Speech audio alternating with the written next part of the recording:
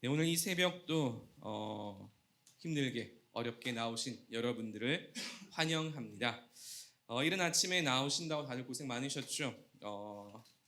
함께 성령의 인도하심으로 또 은혜를 누리는 여러분 되시기를 축복하고요. 지금 분위기가 굉장히 딱딱한 것 같은데 앞뒤 좌우를 보시면서 한번 이렇게 이야기해 볼까요? 아침에 보니 더욱 아름다우십니다. 아침에 보니 더욱 아름다우십니다. 네, 감사합니다. 아침에 보니까 원래도 여러분 아름다우시지만 네, 예쁘고 다 잘생기고 아름다우시지만 이 아침에 보니까 더욱 아름다운 것 같습니다. 오늘 말씀을 어떻게 시작할까 좀 고민을 많이 했었습니다. 고민을 많이 하다가 저에게 굉장히 인상적인 뉴스를 하나 발견하게 되었습니다. 지난 11월 20일 외교부 주관으로 글로벌 혁신을 위한 미래 대화라는 포럼이 있었습니다. 근데 그 포럼에서 어떤 한 사람이 기조 연설을 했습니다. 그런데 그 놀랍게도 그 기조 연설을 한 사람은 리그 오브 레전드 프로게이머 페이커 이상혁 선수였습니다. 물론 이 분야에 관심이 없으신 분들은 잘 모르실 수도 있겠지만 아마도 이 시대 청년 청소년들 중에서 꽤나 유명한 사람이죠. 그렇다고 생각이 듭니다. 외교부 주관 공식 행사에서 프로게이머가 기조 연설을 맡은 것이 저에게는 굉장히 인상적이었습니다. 이제는 이만큼 이러한 직업에 대한 인지도 또 생각, 시선들이 변한 것이 아닌가 하는 생각이 들기도 하고요. 그런데 이런 것들보다 더욱 인상적이었던 것은 그 기조 연설의 내용이었습니다. 오늘 말씀의 서두를 이 페이커 선수의 기조 연설의 한 부분을 인용하면서 시작해 볼까 합니다. 이런 부분이었어요. 배움과 성장에 있어서 저는 가장 핵심적인 것 중에 하나가 겸손이라고 생각합니다.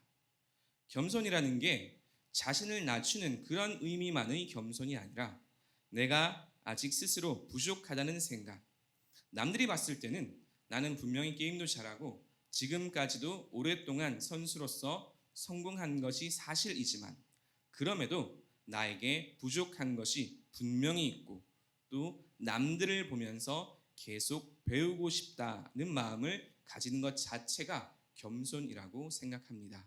라는 부분입니다. 여기 오늘 함께 나누고 싶은 주제와 상통하는 점이 있어서 이렇게 이야기를 했었는데요. 바로 스스로 부족하다고 여기며 동시에 남들을 존중하는 것입니다. 오늘 나누고자 하는 핵심 주제인 바로 겸손이지요. 물론 이 이상혁 선수가 생각하는 겸손은 성경이 말씀하는 정확한 의미의 그 겸손에 비한다면 당연히 부족하지요. 당연합니다. 왜냐하면 성경은 이것보다 훨씬 더 깊고 진한 겸손을 말씀하기 때문입니다. 오늘 말씀의 제목은 그리스도 예수의 마음입니다. 무엇이 그리스도 예수의 마음일까요? 또 이번 연말 특세의 주제는 착한 그리스도인입니다. 어떻게 하면 착한 그리스도인, 굿 크리스천의 삶을 살아낼 수 있을까요? 착한 그리스도인은 복음에 참여하는 그리스도인이라고 했었는데 어떻게 하면 이처럼 삶으로 복음에 참여하며 삶으로 복음을 전하는 삶을 살 수 있을까요? 이 모든 것에 대한 대답을 단 한마디로 대답한다면 바로 겸손입니다.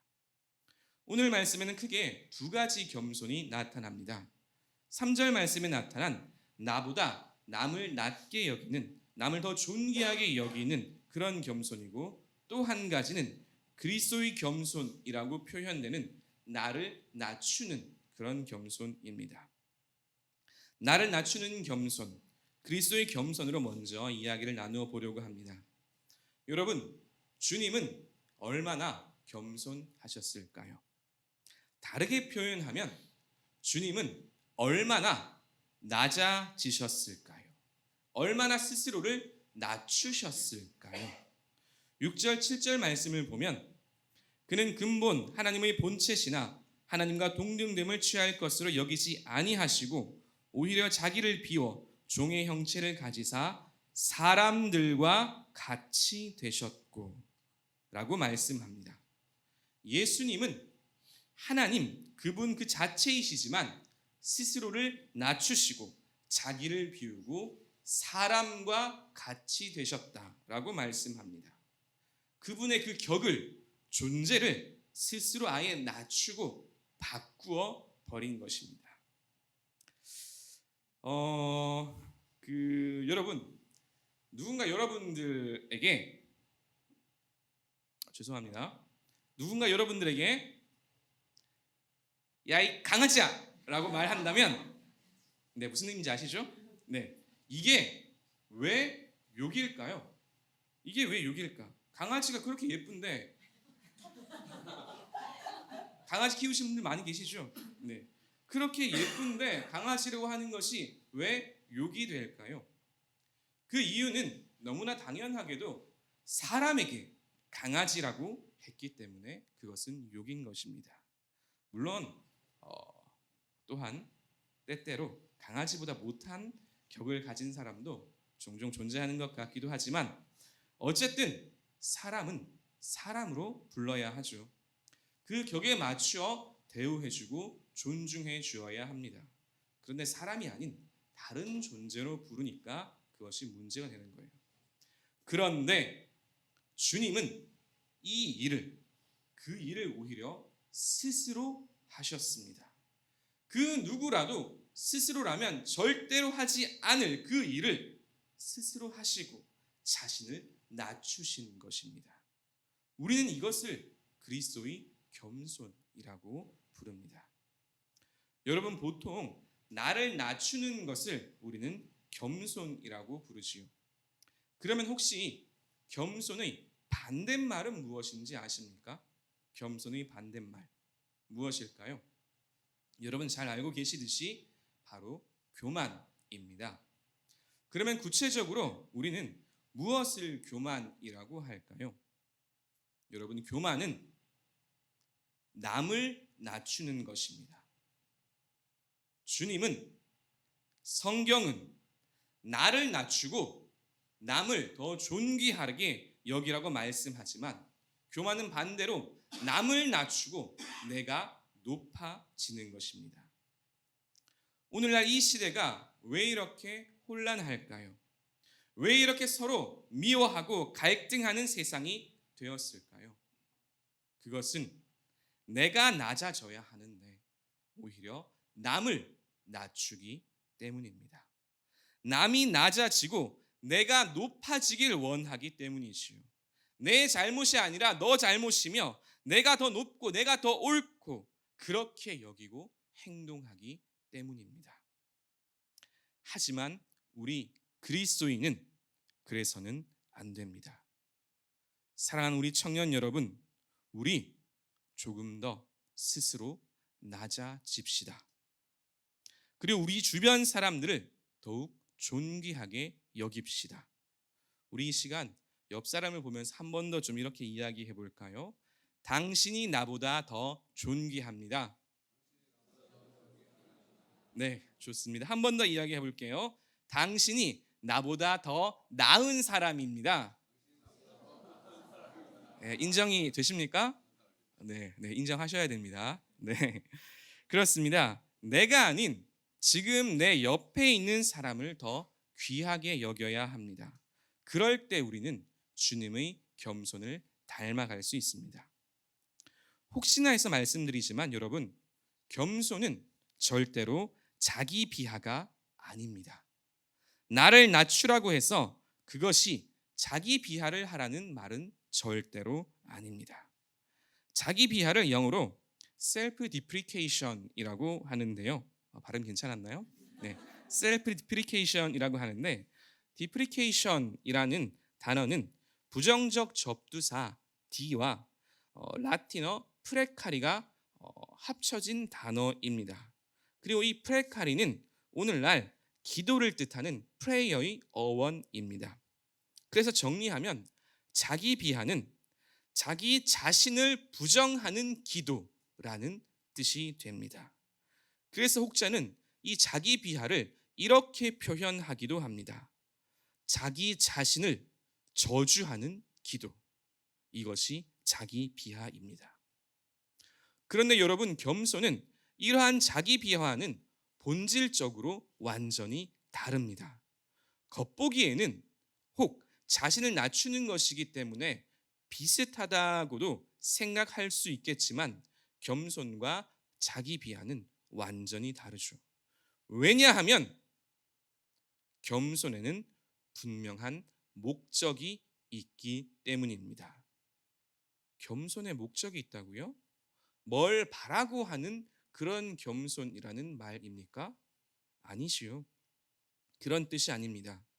그러면 겸손의 목적은 무엇일까요? 오늘 8절 말씀에 겸손의 그 분명한 목적이 일부분 담겨 있습니다. 사람의 모양으로 나타나사 자기를 낮추시고 죽기까지 복종하셨으니 곧 십자가에 죽으심이라.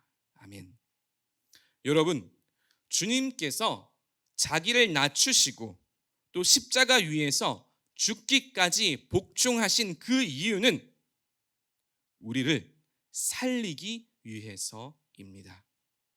우리에게 영원한 생명을 주시기 위해서입니다. 이것이 겸손의 목적입니다. 세상적으로, 사회 문화적으로 말한다면 이것은 결국 사람을 살리는 일입니다. 공동체를 살리는 것이며 나라와 민족을 살리는 것입니다.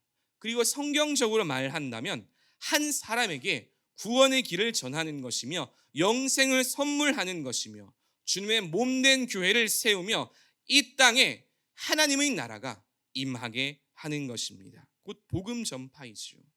이것이 겸손의 참된 목적입니다.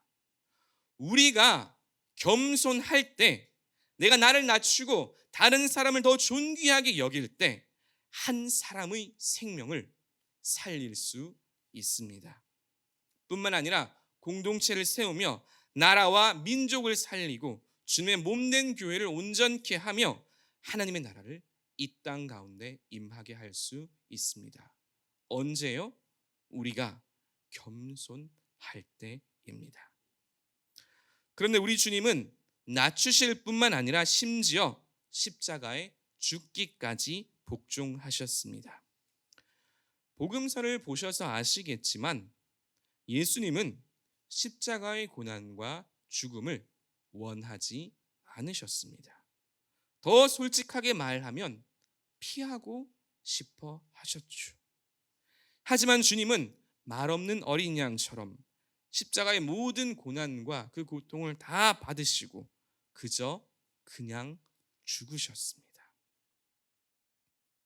여러분, 오늘날 이 시대에 대한민국 사회에서 기독교가 공신력을 잃어가는 이유는 무엇이라고 생각하십니까? 여러 가지 이야기들을 할 수 있겠지만 오늘 말씀을 기준으로 이야기할 때 저는 오늘날 기독교 대부분의 사회적인 문제의 원인, 그것은 그리스도인들이 더 이상 희생하려 하지 않기 때문이라고 생각합니다. 예수 믿는 자로서 희생하지 않기 때문에 예수 믿는 자들이 점점 힘을 잃어갑니다. 반대로 말하면 지금 이렇게까지 떨어진 한국 교회의 대사회적인 공신력을 다시금 끌어올릴 수 있는 단 한 가지 방법이 있다면 그것은 희생뿐입니다. 우리가 죽으면 됩니다. 예수님처럼. 저 옛날 우리의 믿음의 선배들 그 모습과 오늘날 우리의 모습, 가장 큰 차이가 무엇일까요? 어떻게 이 땅에 대한민국의 복음이 전해지고 민족을 가난과 고통 또 일제로부터 해방시키며 나아가 이 한국 교회의 부흥을 일구어냈을까요? 그 대답은 전부 하나로 귀결됩니다. 나라와 민족과 교회를 위해서, 하나님의 나라를 위해서 희생했기 때문입니다. 자신의 삶을 내어놓고 물질과 시간을 내어놓고 마침내 자신의 생명을 내어 놓았기 때문입니다. 예수님처럼 우리 선진들이 그렇게 희생하고 죽었기 때문에 오늘날 한국 교회가 있는 것이죠. 그런데 반대로 오늘날 이 한국 교회가 우리는 왜 점점 힘을 잃어갈까요? 당연한 이야기이죠. 희생하지 않기 때문입니다. 희생하려 하지 않기 때문입니다. 내가 죽지 않기 때문이지요. 조금이라도 손해보지 않기 위해서 손익을 계산하고 아주 명석하고 똑똑하게 자신의 이익을 위해서 행동하기 때문입니다. 그런데 놀랍게도 그렇게 하면 할수록 손해보지 않으면 않을수록 세상의 이치에 밝으면 밝을수록 교회는 점점 죽어갑니다. 21세기 이 어려운 한국 사회 속에서 우리가 꼭 기억해야 할 성경적 가치는 예수 그리스도의 희생적 겸손입니다. 그러면 이러한 희생적 겸손을 우리의 삶에서 조금 더 구체적으로 실천하고 실현할 수 있는 방법은 무엇일까요? 가장 중요한 방법 가운데 하나는 나의 권리를 내려놓는 것입니다. 여러분은 무엇이라도 할 수 있고 심지어 무엇이라도 해도 됩니다. 막지 않아요. 여러분 마음대로 할 수 있고 행동할 수 있으면 행동해도 되며 말하고 싶은 대로 말할 수도 있고 말해도 됩니다. 그런데 남을 위해서, 공동체를 위해서, 또 세상을 위해서, 그리스도와 교회를 위해서 하지 않는 것입니다. 이것이 그리스도의 겸손입니다. 우리가 말씀을 읽었지만 우리 주 예수 그리스도는 하나님이십니다. 하나님으로서 근본 본체이시지요. 그렇기에 당연히 하나님으로서 모든 것들을 주장하실 수 있습니다. 또 마음대로 할 권리도 그분께 있지요. 혹 만약에 주님께서 내가 왜 내려가야 하는가? 내가 왜 십자가에 죽어야 하는가? 라고 말씀하시면서 아무것도 하지 않았다라고 해봅시다. 서로 그렇다 할지라도 그분은 전능하신 절대자 하나님이시기에 아무런 문제가 없지요. 그분께서 그리 말한다 해도, 그리 행동한다 해도 그 누구도 그분에게 무엇이라 할 사람이 없습니다. 그렇지 않습니까? 하지만 우리 주 예수 그리스도는 하나님으로서의 그 어떤 권리도 주장하지 않으셨습니다. 행하지도 않으셨지요. 오히려 모든 권리와 그 마땅함을 다 내려놓고 사람이 되셨고 죽었습니다. 사람을 만드신 하나님께서 사람의 손에, 그것도 십자가 위에서 아주 비참하게 죽었습니다. 왜요? 우리를 살리기 위해서, 여러분을 살리기 위해서. 이것이 그리스도의 희생적 겸손의 진실입니다. 여러분, 우리는 누구입니까? 우리는 그리스도인입니다. 다시 한번 물어봅니다. 여러분 대답하시기 바랍니다. 우리는 누구입니까? 그렇습니다. 여러분, 우리는 그리스도인입니다. 아시는 대로 그리스도인은 그리스도를 따르는 사람들, 그리스도처럼 살고자 하는 사람들, 그리스도의 제자들입니다. 그렇다면 우리도 우리 그리스도이신 예수님을 따라 살아야 합니다. 주님의 겸손을 마음에 품고 겸손의 삶을 살아내야 하지요. 이 삶은 나의 권리와 나의 마땅함을 기꺼이 내려놓고 내가 아닌 남을 위해서, 남을 더 낮게 여기며 희생하는 그런 삶입니다. 이것이 우리 그리스도인들이 살아가야 할 마땅한 삶의 방식입니다. 그런데 여러분, 놀라운 것이 무엇인지 아십니까? 그렇게 살 때, 그렇게 살고자 할 때 오히려 주님께서 우리를 친히 높이신다는 사실입니다. 9절에서 11절 말씀입니다. 이러므로 하나님이 그를 지극히 높여 모든 이름 위에 뛰어난 이름을 주사 하늘에 있는 자들과 땅에 있는 자들과 땅 아래에 있는 자들로 모든 무릎을 예수의 이름에 꿇게 하시고 모든 입으로 예수 그리스도를 주라 시인하여 하나님 아버지께 영광을 돌리게 하셨느니라. 아멘. 죽기까지 복종하신 우리 주님을 하나님은 지극히 높이셨습니다. 모든 권세를 주셨고 모든 입이 예수를 그리스도요 주라 시인하게 하셨습니다. 이로써 하나님께 영광을 돌리게 하셨지요. 그리고 이것은 너무나 당연하게도 예수님을 따르는 우리에게도 마찬가지입니다. 우리가 그리스도를 닮아 그리스도를 따라 희생적 겸손의 삶을 살아낼 때 하나님은 우리를 오히려 살리시고 높이실 것입니다.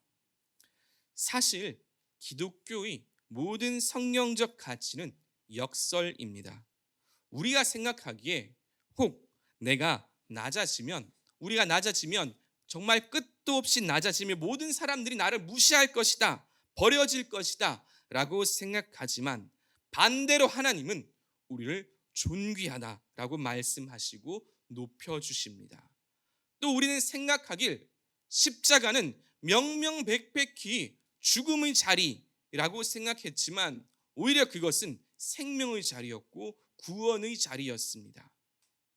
사랑하는 우리 청년 여러분, 우리가 주님을 따라 스스로 낮아지며 스스로 희생의 자리로 들어갈 때 오히려 하나님은 우리를 높이시고 우리를 살리십니다. 믿으시기 바랍니다. 우리가 진짜 살 길은, 우리가 진정으로 높아지며 존귀하게 되는 길은 역설적이게도 주님을 따라서 낮아지고 희생하는 길뿐입니다. 사랑하는 청년 여러분, 우리는 이제 새로운 한 해를 앞두고 있습니다. 다가오는 25년 이 한 해를 어떻게 살아가시겠습니까? 권면하기는 오늘 말씀을 기억하면서 남을 나보다 더 귀하게 여깁시다. 더불어 주님을 따라 내가 아닌 남을 위해 더욱 섬기며 살아갑시다. 그리고 조금만 더 희생하며 살아갑시다. 그래서 오히려 역설적이게도 주님처럼 더욱 존귀해지며 진정한 생명을 나누고 누리는 저와 여러분 되시길 주님의 이름으로 축복합니다.